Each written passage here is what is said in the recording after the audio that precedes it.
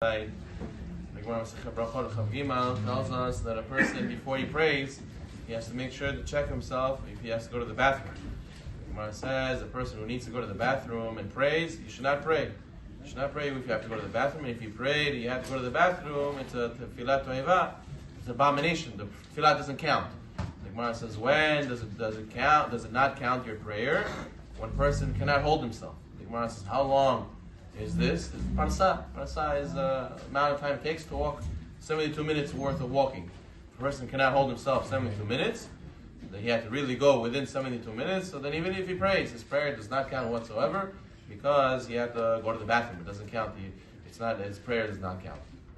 But that's how Rashi learns. Rashi says if you can hold yourself for 72 minutes, then you can pray. But according to the Rosh, he says not like that. He says even if you could hold it 72 minutes, the chachila you should not pray. And that's what Shulchan Aruch writes, Siman Tzadi Bet. A person should always check himself before he goes to the tefillah, make sure if he needs to go to the bathroom. And even if you need to go to the bathroom but you can hold it for 72 minutes, you still shouldn't pray. You should go to the bathroom first.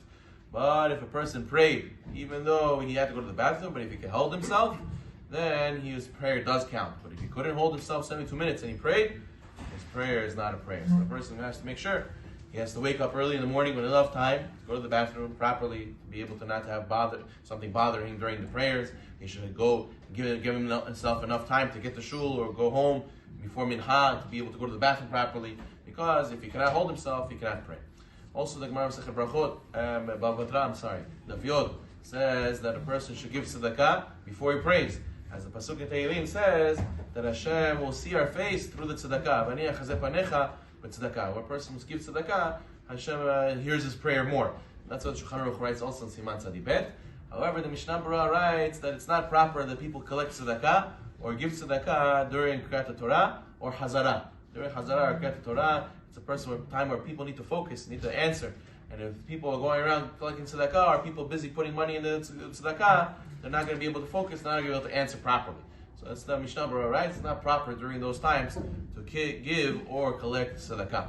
Even during Amidah, during Kriyat Shema, Birkot Kriyat Shema, many poskim say that the person osek b'mitzvah patur min mitzvah. He's busy with the mitzvah, he's exempt from giving tzedakah at that moment. If he wants to, he could, but he technically is exempt. So therefore, those who collect tzedakah have to know what time to come and ask and collect tzedakah, and a person who wants to give tzedakah has to know what time it's proper to give tzedakah. The Gemara Masechet Eruvin, Nafnun Daled, tells us about Rabbi Preida. Rabbi Preida was a person who, a big rabbi who had a lot of patience. He had one student, he had to teach him everything 400 times. He would tell him halakha, he ask him, I don't understand, again, I don't understand, again, I don't understand, 400 times. He had to teach him halakha till he finally got it. So every day he used to learn with him. Finally, he told him, listen, before the class, you should know, I have to go soon, I have a mitzvah to take care of, so we got to get the lesson done today, and then I got to go.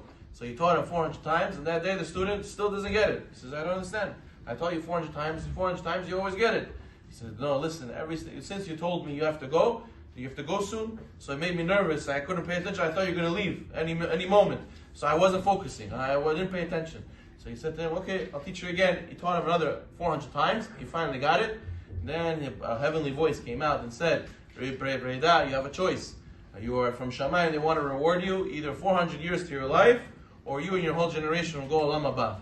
He says, I'd rather have me and my whole generation go Olam Haba. So HaKadosh Baruch Hu said, at that moment, give him both. Give him both. He gets 400 years, and his whole generation goes Olam Haba. This is the power, and this is the reward of a person who has patience. Not just one time. Not just 2 times, as people say, how many times? 100 times I told you. Rabbi Preida said it 400 times. Baruch Hu